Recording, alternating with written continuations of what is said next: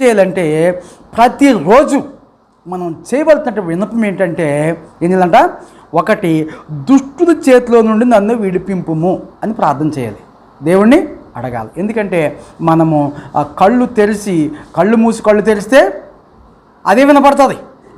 రెండోది ఏంటి, బలత్కారము చేయు వారి చేతిలో పడకుండా నన్ను పట్టుబడుతున్నారు. అవునా కదా? స్కూళ్ళల్లో ఈ విధమైన ప్రాంతాల్లో ఎంతోమంది చిన్నారులు బలైపోతూ ఉన్నారు. అర్థమైందా? కాబట్టి మనము చేయవలసిన ప్రార్థన ఏంటంటే దుష్టుల చేతిలోంచి నన్ను విడిపించుము అని ప్రార్థన చేయాలి.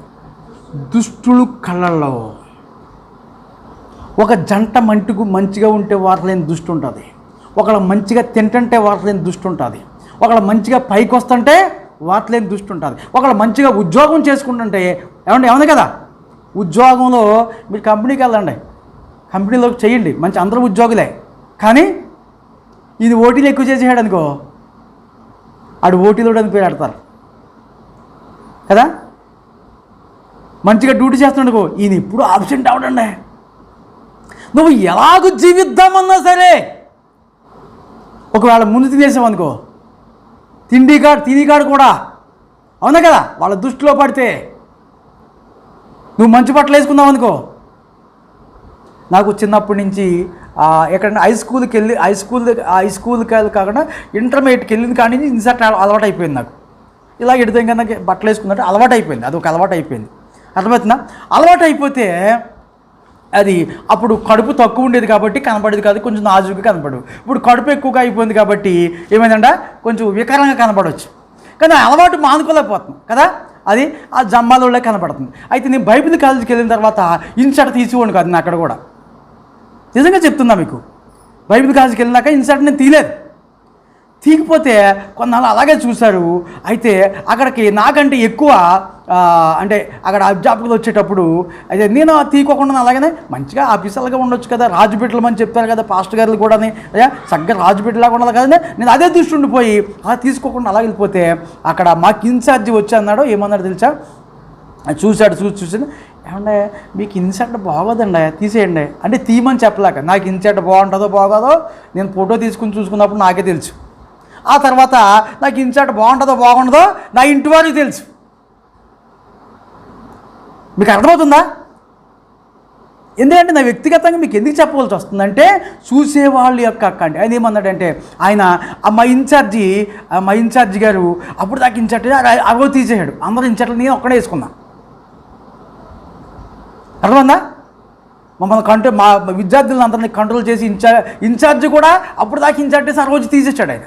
నేనేం మామూలుగా వేసుకుంటే దగ్గరికి వచ్చి ఏమంటే మీకు ఇన్సర్ట్ అంతా బాగోదండి తీసేయండి. ఓహో సరే అనుకున్నా, ఏంటో ప్రభా అంత బాగోదు కొమ్మలు నాకు అని అప్పుడు అనుకున్నా. తర్వాత అర్థమైంది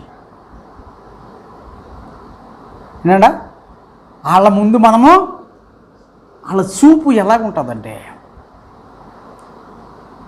అందుకని మనం ఏం చేయాలంట, ఇక్కడ ఏం చేయాలి, యెహోవా దుష్టుల చేతిలో నన్ను విడిపించుము, బలత్కారుల చేతిలో నుండి. ఇంకోటి ఏంటి, ఫస్ట్ మొట్టమొదటి కీర్తనలో ఉంటుంది, దుష్టుల ఆలోచన చొప్పున, దుష్టులు చెప్పే మార్గం కాదు, యేసయ్య చెప్పే మార్గం కోసం చూడాలి. ఇక్కడికి ఎందుకు వచ్చాం మనము, ఆయన మాటల ప్రకారం నడవడానికి వచ్చాము, అంతేనండి. నువ్వేం చెప్పవలేవయ్యా అంటే అది ఎవరు అనిపిస్తున్నారు అలాగా, మనలో ఎవరు ప్రవేశించారు, దుష్టుడు ప్రవేశించాడు. ఏమన్నాడు, మనలో ఏమన్నాడు, ఏమింటావులే ఇన్న తర్వాత విడిచిపెట్టని దుష్ట ఆలోచన. దేవుడు ఎప్పుడు మనం మంచి కోరుకున్నవాడే కానీ మన చెడ్డ కోరుకున్నవాడు కానే కాదు ఎప్పుడు కూడా. ఆ తర్వాత ఉదయకాలం వేళకి ఒక ఐదు కుటీసుని చెప్పిన, ఎప్పుడెప్పుడు ప్రార్థన చేయాలి, ఎవరి నుంచి కాపాడబడాలి, ఎవరి యొక్క నాలుకల కింద ఏముంటుంది విషం, ఏముంటుందంట విషం ఉంటుందంట. చూడండి 3వ వచనంలో చూద్దాం. 3వ వచనం ఏముంది, 143లో ఏముంది, పాము నాలుకల వలె వారు తమ నాలుకలు వడి చేయుదురు. ఆగండి ఏంటా, పాము నాలుక వలె వడి. పాము నాలుక ఏముంది తెలుసా, పదును ఉందా. వడి అంటే ఏంటి? వడిగల కత్తి, వడిగల మంగళ కత్తి అని ఉంటుంది చూడండి. వడిగల మంగళ కత్తి అని ఉంటుంది చూడండి. కీర్తన 58:4-5 వస్తున్నారు. తల్లి కడుపునది పుట్టినది మొదలుకొని భక్తిహీనులు విపరీత బుద్ధి కలిగిన వారే పుట్టిన తోడనే వారు అబద్ధములాడుదురు, తప్పిపోతారంట. ఎలాగంట? పుట్టిన తోడనే మాటలు వచ్చేదయా? మరి ఎప్పుడు చెప్తున్నాడు? పుట్టిన తోడ అంటే ఎప్పుడు అనుకుంటున్నారు మీరు? పుట్టినప్పుడు అనుకోకండి. ఎప్పుడైతే యేసయ్యలో మనం పుడుతున్నామో అదే డేట్ గుర్తుపెట్టుకోవాలి. ఎప్పుడంట? లోకంలో నుంచి. మీరు ఏమనుకుంటున్నారు? మీ పుట్టినరోజులు చేసుకుంటున్నారు, మంచిదే, నేను ఏమో వద్దంటలేదు మిమ్మల్ని. జ్ఞాపకం పెట్టుకోండి, పుట్టినరోజు జ్ఞాపకం చేసుకోండి. పుట్టినటువంటి మనము దేవునికి ఏమైనా ఉపయోగపడతామా? ఉపయోగపడినటువంటి గడి నుంచి మనము దాన్ని జ్ఞాపకం పెట్టుకోవాలి. ఎప్పుడది? ఎప్పుడు తెలుసా? మనం ఎప్పుడైతే యేసయ్యను ధరించుకుని బాప్తిసం పొందామో, ఏమండి, అది నిజమైన పుట్టినరోజు. చాలామంది ఇక్కడ బాప్తిసం పొందిన వాళ్ళు ఉన్నారు కదా, అన్నారు. బాప్తిసం పొంది ఇక్కడ మంచి సాక్ష్యం చెప్పి ఈరోజు పాపంలో లోకంలో జీవిస్తున్న వాళ్ళు కూడా ఉన్నారు మా ఎదురుగుండా, లేరా? ఇక్కడ మా దగ్గర ఇక్కడే, ఈ సంవత్సరంలో కాకుండా పోయిన సంవత్సరంలో. అర్థమవుతుందా? ఇక్కడ సాక్ష్యం చెప్పి ఏంటంట అంటే ఆ పాత స్వభావాన్ని వదిలిపెట్టుకోకుండా, అంటే ఇక్కడ మాటలు కూడా విన్నారు, లోకంలో మాటలు కూడా విన్నారు. ఇప్పుడు ఏమైంది? ఇక్కడ మాటలు పరిశుద్ధమైనవి, నేను పరలోకానికి తీసుకెళ్ళే మాటలు, అక్కడ మాటలు ఎక్కడ తీసుకెళ్ళినాయి? ఆ ఏ మాటలు? దుష్టుని మాటలు కదా, అవునా కదా? దుష్టుని ఆలోచనలు, దుష్టుని నడకలు, దుష్టులు ఫాలో అప్ చేస్తారు వాళ్ళు, అవునా కదా? మా మామ వెళ్ళొద్దు అంటున్నాడండి, మా పనిలో ఉన్న మేస్త్రి వెళ్ళొద్దు అంటున్నాడండి, ఇప్పుడు ఎందుకు తీసుకున్న బాప్తిసం అంటున్నారండి.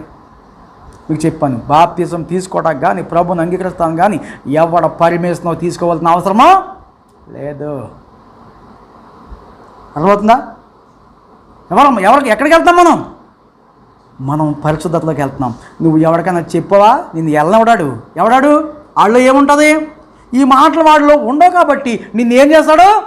దుష్టుడు. ఏనా? ఆ దుష్టత్వం ఏం చేస్తుంది? నిన్ను పరిపక్వం కానివ్వకోకుండా నేను ఏం పక్కకే